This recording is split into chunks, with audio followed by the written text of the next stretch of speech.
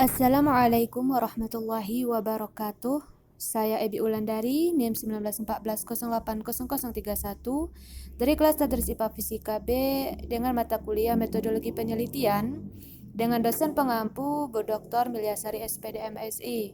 Nah, pada video kali ini kita akan mereview mengenai komponen-komponen berbagai jenis penelitian. Nah, berbicara mengenai komponen-komponen berbagai jenis penelitian, sebenarnya semua jenis penelitian memiliki komponen yang sama, mulai dari penelitian eksperimen sampai kepada penelitian campuran, yaitu memiliki dua komponen, yaitu komponen utama dan komponen penunjang. Di mana komponen utama ini yang termasuk di dalamnya yaitu bab 1 sampai bab 5. Kemudian komponen penunjangnya yaitu selain dari bab-bab 1 sampai bab 5, yaitu mulai dari cover sampai daftar pustaka. Nah, kita lihat komponen laporan penelitian eksperimen. Pada komponen laporan penelitian eksperimen yang menjadi komponen utamanya yaitu bab 1, bab 2, bab 3, bab 4, dan juga bab 5. Nah, bab 1 yaitu bagian pendahuluan. Bagian-bagian dari pendahuluan yang pertama itu latar belakang masalah. Latar belakang ini harus ada pada bagian pendahuluan, yaitu seperti yang kita jelaskan sebelumnya, ya bahwa latar belakang merupakan uraian secara lugas masalah yang ingin ditanggulangi, yaitu penyebab timbulnya masalah tersebut dan tingkat masalah yang ingin ditanggulangi oleh peneliti. Nah, itu merupakan hal-hal yang berisi dalam latar belakang masalah. Kemudian ada batasan masalah. Dan untuk batasan masalah ini boleh ada dan boleh juga tidak, dikarenakan tidak diwajibkan adanya latar belakang masalah pada laporan penelitian, sehingga tidak jarang kita temui sebuah laporan penelitian tidak mengandung batasan masalah.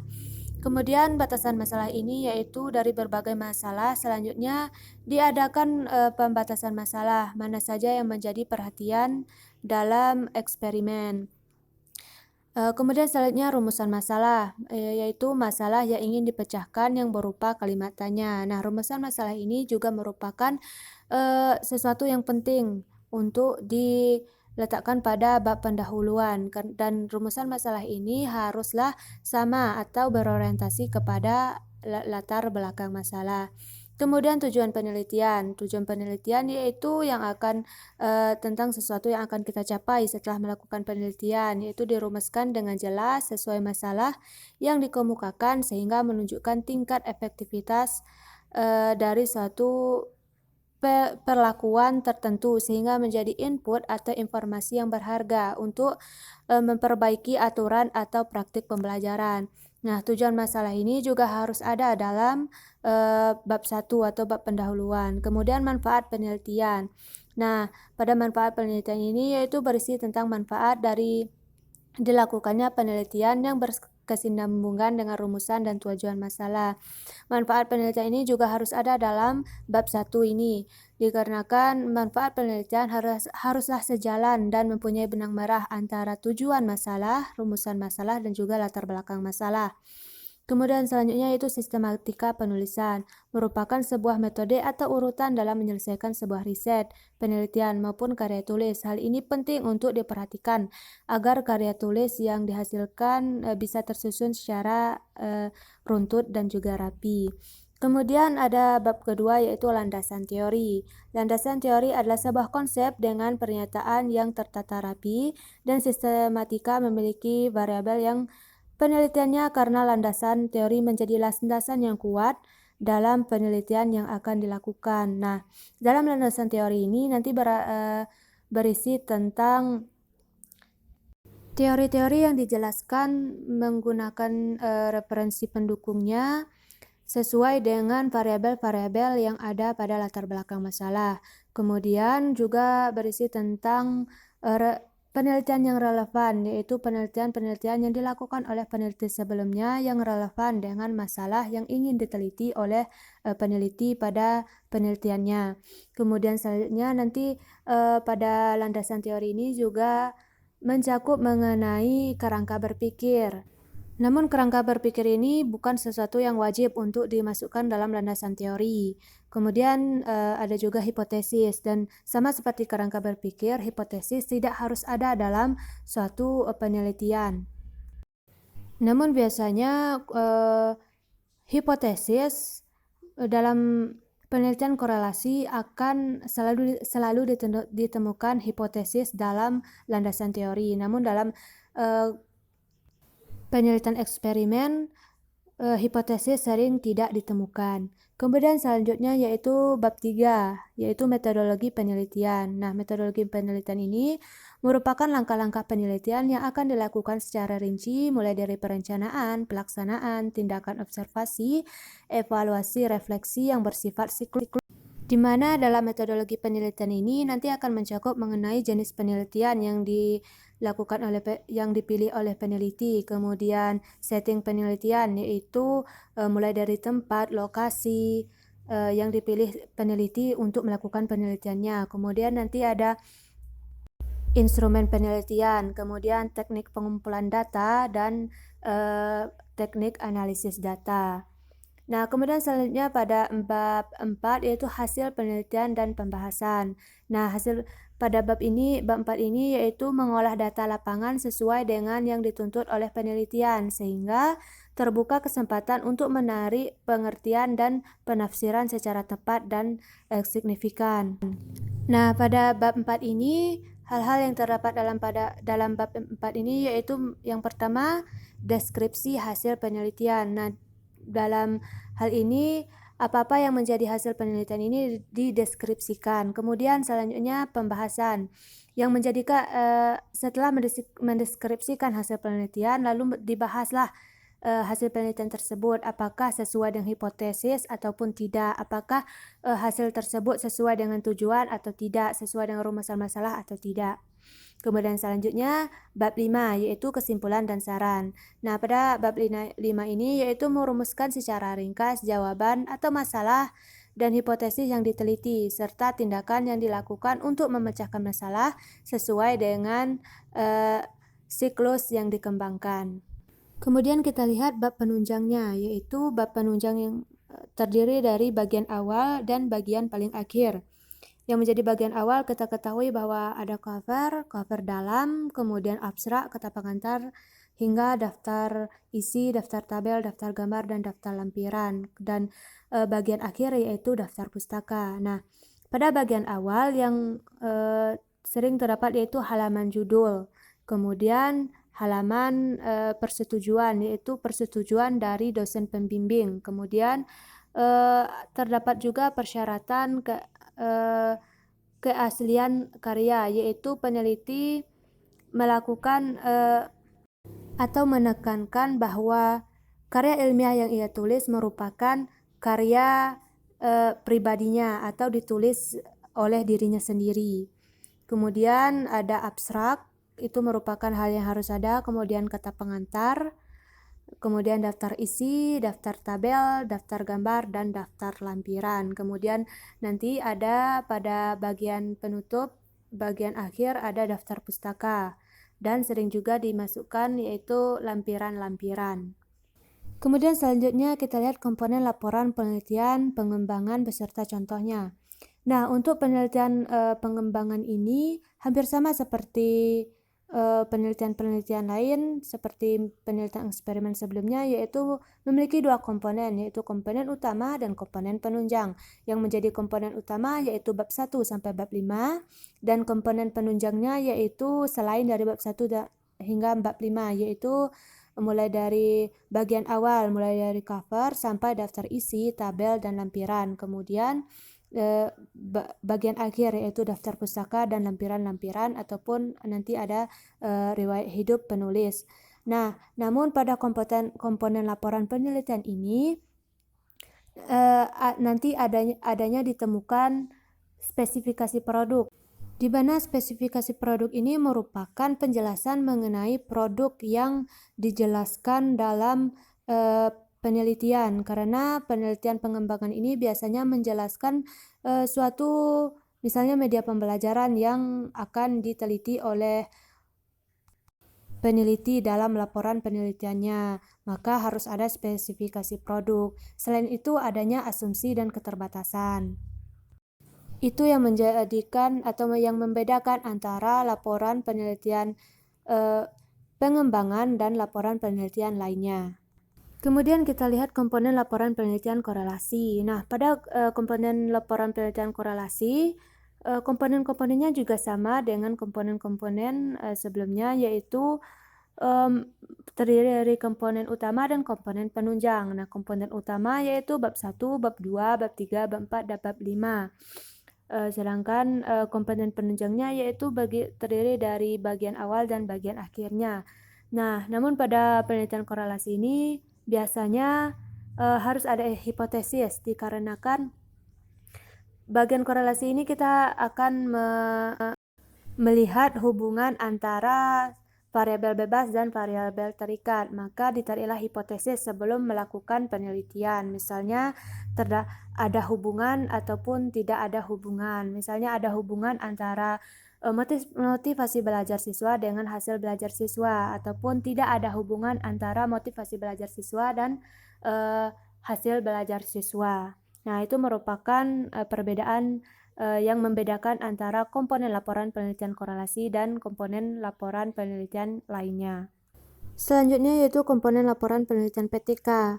Nah, laporan penelitian PTK ini juga sama dengan komponen-komponen sebelumnya, terdiri dari komponen utama dan komponen penunjang. Nah, komponen utamanya yaitu 5 bab penting, kemudian komponen penunjangnya yaitu bagian awal dan bagian akhir dari suatu laporan penelitian. Pada komponen utamanya yaitu terdiri dari latar belakang, batasan masalah, rumusan masalah, tujuan penelitian, dan manfaat penelitian. Nah, untuk latar belakang, rumusan, tujuan, dan manfaat merupakan hal wajib yang ada pada bab 1. Sedangkan untuk batasan masalah bukanlah hal yang harus ada, tetapi jika peneliti memerlukan batasan masalah, maka peneliti boleh-boleh saja memasukkannya pada bab 1 atau pendahuluan. Kemudian bab 2 yaitu tinjauan pustaka. Nah, tinjauan pustaka itu yaitu membahas kajian teori dan empiris yang dilaporkan dalam jurnal, majalah, situs internet, buku teks, atau laporan penelitian terdahulu, sejalan dengan rumusan dan hipotesis tindakan. Kemudian ada metodologi penelitian pada bab 3 dan hasil penelitian dan pembahasan pada bab 4 serta simpulan dan saran pada bab 5. Nah, untuk komponen penunjangnya yaitu sama seperti sebelumnya, ada cover dalam, kemudian abstrak, kata pengantar, daftar isi, tabel, gambar, lampiran, dan lain sebagainya. Nah, untuk bagian akhirnya ada daftar pustaka dan lampiran. Nah, lampiran ini yaitu dengan melampirkan biodata penulis dari data penunjang hasil penelitian. Kemudian selanjutnya yaitu komponen laporan penelitian deskriptif kualitatif. Nah, pada komponen laporan penelitian ini sama seperti komponen laporan penelitian yang lain. Namun pada komponen laporan penelitian deskriptif ini tempat dan waktu penelitian harus jelas, yaitu yang terdapat pada metode penelitian. Biasanya pada metode penelitian pada komponen-komponen penelitian lain terkadang tidak memuat tempat dan waktu secara jelas, tetapi pada laporan penelitian deskriptif ini haruslah memuat tentang waktu dan tempat penelitian secara jelas. Nah, selain itu, terkhusus untuk penelitian deskriptif kuantitatif, itu yang harus ada itu hipotesis, dan hipotesis yang biasa digunakan yaitu hipotesis deskriptif. Dan hipotesis ini terletak pada bab 2, yaitu mengenai kajian pustaka atau landasan teori. Selanjutnya yaitu cara melakukan tes plagiasi pada karya ilmiah, yaitu salah satu contohnya dapat menggunakan aplikasi Turnitin. Nah, Turnitin adalah sistem pemeriksaan Turnitin yang berbayar yang diakses dengan menggunakan akun dan username. Nah, ada pun langkah-langkah untuk cek Turnitin ini yaitu akses Turnitin dilakukan dengan mengunjungi turnitin.com dengan melakukan login menggunakan akun masing-masing. Nah, kemudian namun untuk aplikasi Turnitin ini biasanya hanya bisa digunakan oleh dosen-dosen, sedangkan untuk mahasiswa tidak mengetahui kelasnya, kecuali mahasiswa bisa mengetahui kelasnya atau diberikan oleh pihak kampusnya. Namun biasanya pihak kampus hanya memberikan kode kelas kepada dosen-dosen, sehingga mahasiswa tidak bisa mengakses atau mengecek mengenai makalah maupun laporan penelitiannya di aplikasi Turnitin ini. Namun untuk solusi lain bisa menggunakan Paperpass, paperpass.com, dan lain sebagainya. Selanjutnya yaitu membuat parafrase untuk menghindari plagiasi pada karya tulis ilmiah. Nah, parafrase atau parafrasa ini merupakan solusi dalam menghindari terjadinya plagiasi dalam karya tulis ilmiah. Nah, adapun yang dimaksud dengan parafrase atau parafrasa adalah mengungkapkan ide atau gagasan orang lain dengan menggunakan kata-kata sendiri, tanpa merubah maksud atau makna ide atau gagasan dengan tetap menyebutkan sumbernya. Nah, adapun cara atau teknik sekaligus yang dapat diterapkan dalam membuat parafrasa yaitu yang pertama, menggunakan kata sinonim pada semua kata yang tidak umum digunakan dalam keterangan asli. Kata-kata seperti orang, dunia, makanan adalah kata-kata umum yang tidak perlu lagi dicari sinonimnya. Kemudian yang kedua, mengubah struktur kalimat. Kemudian yang ketiga, bisa ditambahkan huruf A, B, C setelah tahun. Kemudian mengubah tekanan kalimat dari aktif menjadi pasif atau sebaliknya. Kemudian mengurangi anak-anak kalimat yang tidak perlu untuk digunakan atau dimaknai kembali oleh penulis atau pengutip. Kemudian yang keenam, mengubah bagian-bagian pembicaraan yang di luar penulis asli. Nah, kita lihat contoh frasa yaitu kalimat aslinya, internet mampu membawa orang berkeliling ke tempat yang bahkan tidak dapat mereka kunjungi, termasuk laut yang paling dalam dan luar angkasa. Nah, kemudian hasil parafrasanya yaitu melalui internet semua orang dapat berkeliling kemanapun tanpa terkecuali, termasuk laut dalam dan luar angkasa. Kemudian contoh yang kedua, kalimat aslinya yaitu sebuah kejutan di bidang realita maya yaitu virtual reality terjadi pada tahun. Kemudian hasil parafrasanya, hasil karya healing yang dikenal dengan nama Sensorama membawa perubahan yang signifikan dalam sejarah realita maya. Namun harus diingat dalam membuat parafrasa ini juga harus disertai dengan sumber pengutipan, meskipun telah mengubahnya kepada frasa yang baru.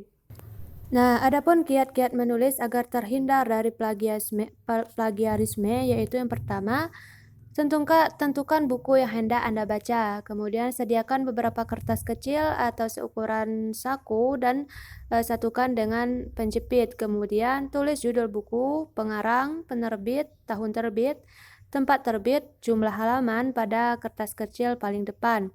Kemudian, sembari pembaca buku, salin ide utama yang Anda dapatkan pada kertas-kertas kecil tersebut. Kemudian, setelah selesai membaca buku, Anda fokus pada catatan Anda. Kemudian, ketika menulis artikel, maka jika ingin menyalin dari buku yang telah Anda baca, fokuslah pada kertas catatan. Kemudian, kembangkanlah kalimat Anda sendiri dari catatan yang Anda buat. Kemudian, tulislah sumber kutipan. Nah, untuk lebih meyakinkan bahwa tulisan kita jauh dari unsur plagiarisme, dapat menggunakan aplikasi atau software untuk mengecek tingkat plagiarisme tulisan yang sudah kita hasilkan. Beberapa aplikasi pendukung anti plagiarisme berbayar maupun gratis, misalnya Turnitin dan lain sebagainya. Kemudian, selain itu, untuk pengolahan citasi dan daftar pustaka, Anda bisa menggunakan aplikasi Zotero, Mendeley, EndNote, dan lain-lain. Nah, adapun aplikasi-aplikasi yang bisa kita gunakan untuk membuat parafrasa diantaranya yaitu Paraphrase Tool, kemudian ada juga yang namanya spinner.id. Nah, demikianlah review kita pada topik kali ini. Terima kasih. Wassalamualaikum warahmatullahi wabarakatuh.